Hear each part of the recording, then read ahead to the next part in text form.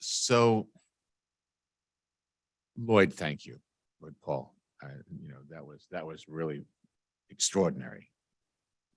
Pulling together of the day and an expression of what the future may hold. So, thank you for that, and thank you all for coming and for participating and really making the effort to be seen, to be heard, and to try and establish a kind of a pathway forward that we can work on together. So let me see if I want to acknowledge that I drafted this slide a couple of days ago so that you might recognize in it some very aggressive timelines that we want to try and hold ourselves to.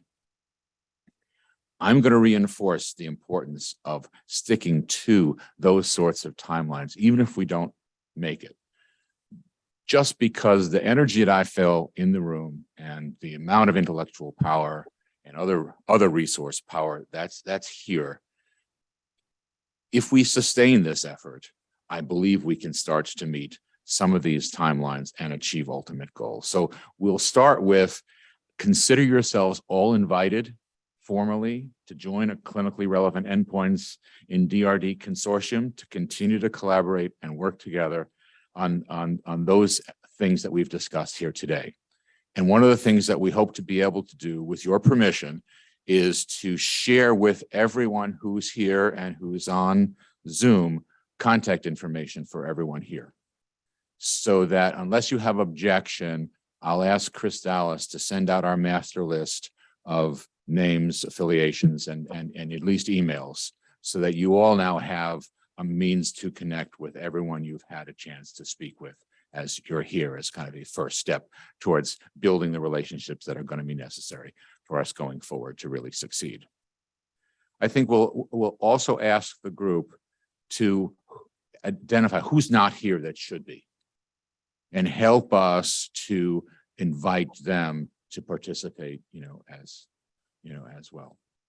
And of course, what Chris and Doreen and the team, the Mary Tyler Moore Vision Initiative team will start to do is to set out a timeline for follow-up convenings, either by Zoom or in person. We want to make this a regular thing because we know we have a lot of work to do. We know it's going to be work that has to be done over time.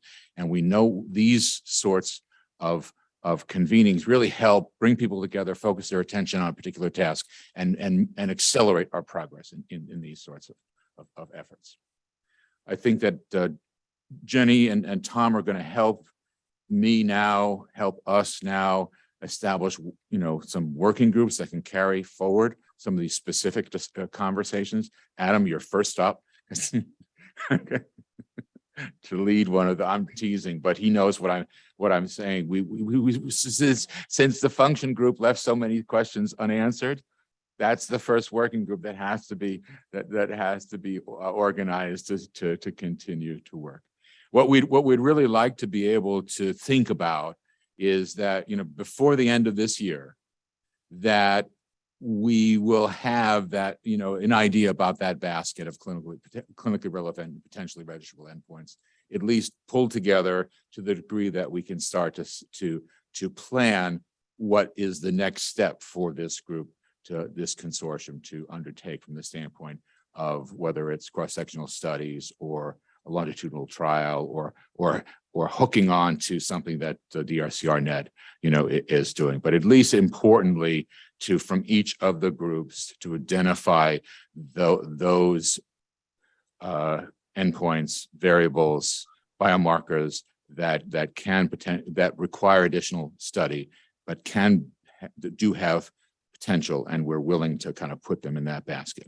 I'm going to ask ultimately the patient reps to weigh in on burden, because we're going to have to do that work as well. We're going to have to figure out what of these number of tests can we assign into any clinical trial and still keep the attention and participation of our patients.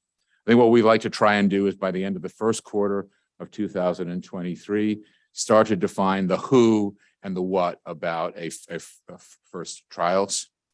And then we'd like to be able to set a timeline of 6 to 9 months to get to launch of that first trial. I know it's aggressive, but I feel the energy here. I know this is important. You've all validated that. And so it's important for us just to keep the momentum going. And by the way, I have no objection to little groups kind of forming independently, on their own to keep the conversation going amongst yourselves. So my final note is, I love this image of Mary. This is, when I thought about this, that the hat in the air is kind of make it after all. This is when I used to talk about this, and I talk about Mary's battle with diabetic retinopathy and her near blindness from it. I used to say that diabetes stole Mary's joy, because Mary in her heart was a dancer. And at the end, she couldn't walk across the room safely and sustain her autonomy. So the hat in the air is a restoration of her joy, because we found solutions to restoring vision and preventing visual loss in people with diabetes. So thank you all very much for coming. Thank you for participating. Thank you for contributing yourselves to this process. And hopefully we can make it after all.